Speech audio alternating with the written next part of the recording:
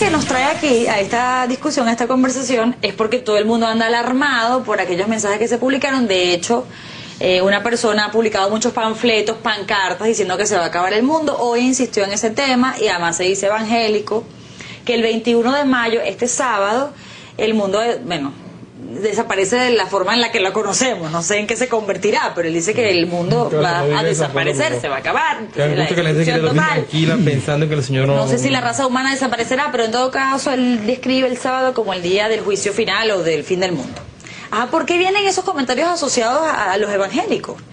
Profe. Bueno, primero... ¿Y si ustedes creen en eso también? Debo agradecer primero la invitación que nos hicieron. Y en cuanto a la pregunta, eso no es nuevo, Carla. Ok. La historia está llena de personas que se han interesado en ese tema y siempre han hecho predicciones que afortunadamente pues han fallado. Sí. Y la falla sencillamente se desprende de una interpretación de la Escritura.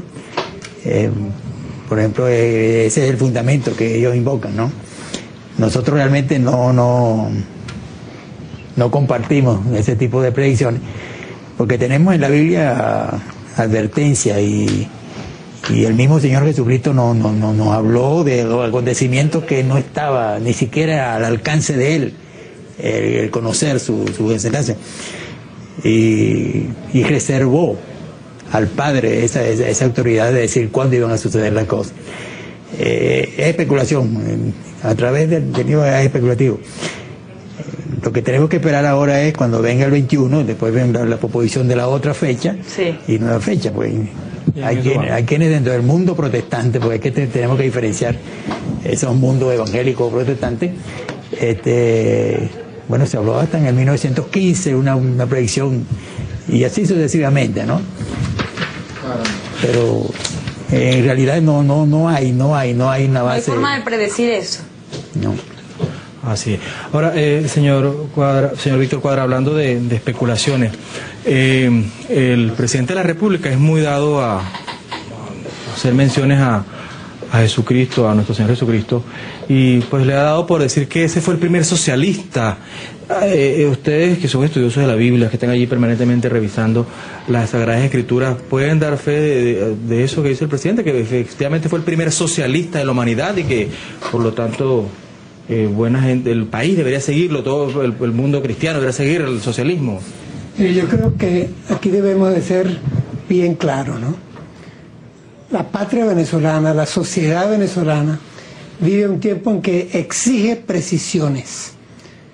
Basta de improvisaciones, de ambigüedades, de enciclopedismos. Es tiempo que definamos las cosas por su nombre y los conceptos los puntualicemos.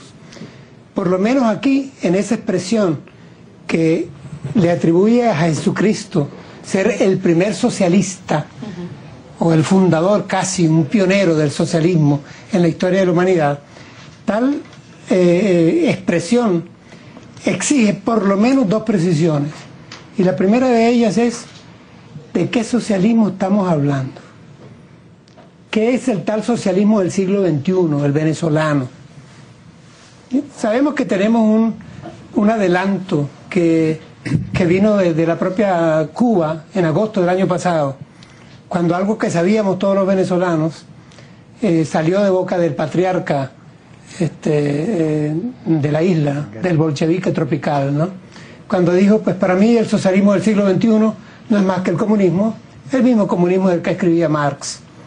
Parece mentira que periodistas venezolanos de alto calado, ¿verdad?, tengan que viajar hasta la isla para enterarse de algo que el propio líder del proceso ya ha anunciado desde antes. En el año 2005, el ciudadano presidente le dijo a la Conferencia Episcopal Venezolana, si ustedes quieren saber lo que es el socialismo del siglo XXI, pues lean a Marx, a Lenin, a Engels y léanse la Biblia de paso.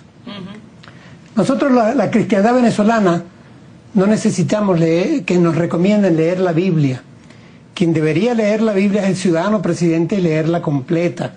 Y los que dicen que Jesucristo fue el primer socialista deberían de, en primer lugar, decirle con franqueza al pueblo aquello que en el año pasado, en el mes de julio, el cardenal Urosa Sabino le dijo con claridad al país. ¿Recuerdan ustedes la expresión del economista Emeterio Gómez? Muchas gracias, cardenal, por haber llamado al PAN y a la comuna comunismo. Víctor. Es decir, un segundito, Víctor. Es que quiero precisarte esto, Kiko.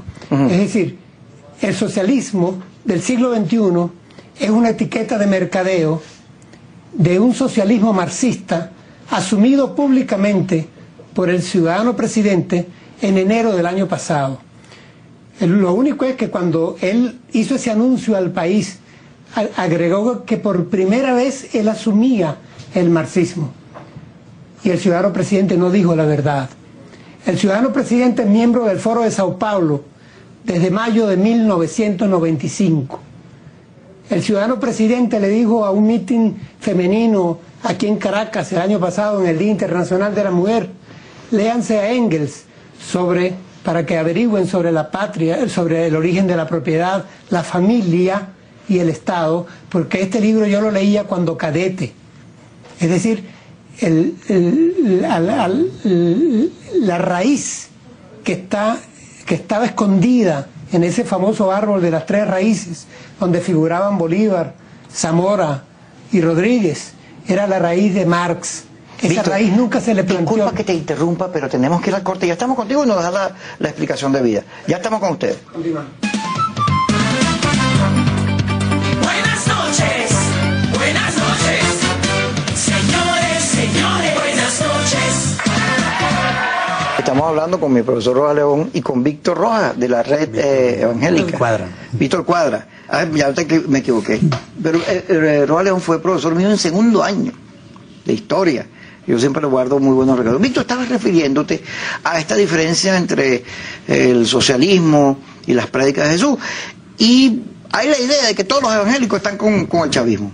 Hay la idea, porque había varios gobernadores identificados allí y se ha creado esa impresión. ¿Eso es verdad? ¿Cuánto es cierto hay eso? Sí. Antes de justo responderte esto, quiero referirme a una precisión que creo es necesaria hacer. Cuando se afirma que Jesucristo fue el primer socialista, no solamente pues hay que conceptuar y precisar y definir el socialismo venezolano como un socialismo de raíz, de savia, de matriz marxista, y por lo tanto, si definimos el socialismo venezolano dentro de la concepción de la tesis de Marx, estamos hablando de una etapa totalitaria que Marx llamó la dictadura del proletariado, en donde se pasaría del capitalismo al comunismo por una vía espontánea, transitoria, en donde primero había régimen recio, con posesión de todos los poderes, penetrando en todas las esferas de la vida ciudadana, modificando toda la infraestructura de la propiedad privada, luego tomando la superestructura, que es la parte cultural, ideológica de esa población, y entonces, por disolución espontánea, en la esperanza de Marx, se habría de diluir el Estado y llegar a la sociedad comunista. Ese es el socialismo marxista, que en Venezuela tiene unas variantes sincretistas que no vamos a entrar ahora a definir, que entre esas variables está la cierta tolerancia con el sentimiento religioso, o la incorporación de la persona, de algún personaje religioso, porque se reconoce que el pueblo venezolano tiene un sentimiento religioso, en su mayoría ha pasado por pila bautismal, llamemos así, es la cristiandad venezolana. Entonces, ¿qué mejor que incorporar a Jesucristo al proceso revolucionario o al proceso socialista? Bueno, no es por azar que leemos entonces reflexiones firmadas con una nueva Santísima Trinidad, con Marx, con Cristo y con Bolívar. Es decir, aquí el pegamento no es más que la manipulación que se quiere hacer de tres personajes que no caben en un mismo ambiente. Quien quiera leer la opinión de Marx sobre Bolívar y ver la injusticia que cometió Marx cuando cooperó con la New American Encyclopedia en el siglo XIX, vaya y búsquelo en internet para que vea lo que Marx pensaba de payaso, le digo, acerca de Simón Bolívar. Sí, horrible. Busque simplemente Bolívar y Ponte para que vea la cantidad de material que habrá de encontrar ahí. Pero luego, quien quiera armonizar a Marx con Jesucristo tendrá que entrar a precisarme en qué Cristo cree. ¿Cuál es el Cristo del Evangelio según San Hugo? Porque ese no es el Cristo del Evangelio según San Mateo, según San Marcos, según San Lucas, según San Juan. El Cristo de los Evangelios es el Cristo preexistente desde antes de la creación. Es el Cristo que se encarnó siendo hijo de Dios en el vientre de María Virgen. Es el Cristo que vivió con nosotros y compartió en encarnación nuestros platos vacíos para rescatar lo que se había perdido, la hombridad del hombre extraviado y de la humanidad en pecado. Es el Cristo que muere en la cruz por voluntad propia como el Mesías que se ofrece para tal. Es el Cristo que resucita al tercer día y que luego está sentado a la diestra del Padre. Es el Cristo que sustenta al cosmos con su palabra, dice la Escritura, y es el Cristo que habrá de algún día de volver a poner orden en la tierra. Lo rezamos en el Padre Nuestro, que tu reino venga. Y lo rezamos también en el credo apostólico.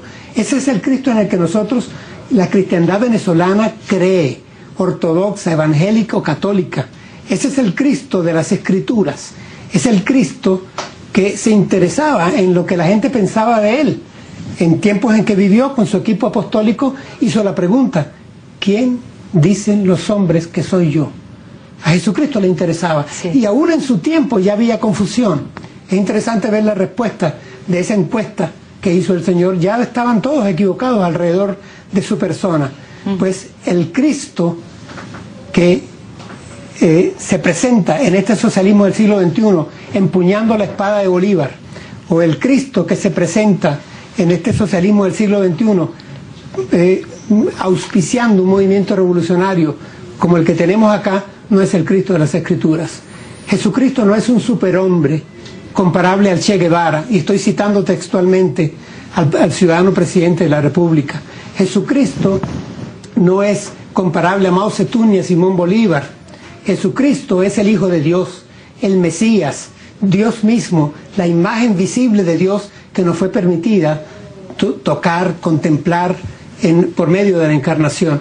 Ese es el Cristo de los Evangelios, y ese Cristo tiene un proyecto político según la palabra de Dios, y es interesante que lo sepamos. Ese proyecto no es socialismo de ningún tipo, ese proyecto no es populista de ningún tipo, y aún más, tenemos que decirlo, no es democrático siquiera. El proyecto político de Jesucristo y por lo tanto de su iglesia es un proyecto teocrático. Cuando hablamos de reino de Dios, estamos hablando de monarquía, entiéndase, estamos hablando del poder absoluto de Dios. Del Rey de Reyes. Del Rey de Reyes y Señor de Señores. Ese es el que encontramos en la Escritura. Ese es el proyecto político que Jesucristo vino a anunciar, y por eso él anuncia y le dice a Pilato: mi reino no es de este mundo. La realeza política de Jesús no era humana. Ahora fíjese, ¿sabe qué es tan así el Jesucristo que describe para todas las religiones, ¿no? De las que hacía mención, para la cristiandad, que aquí le escribe, ay, se me fue, es que se quedó sin material, aquí está.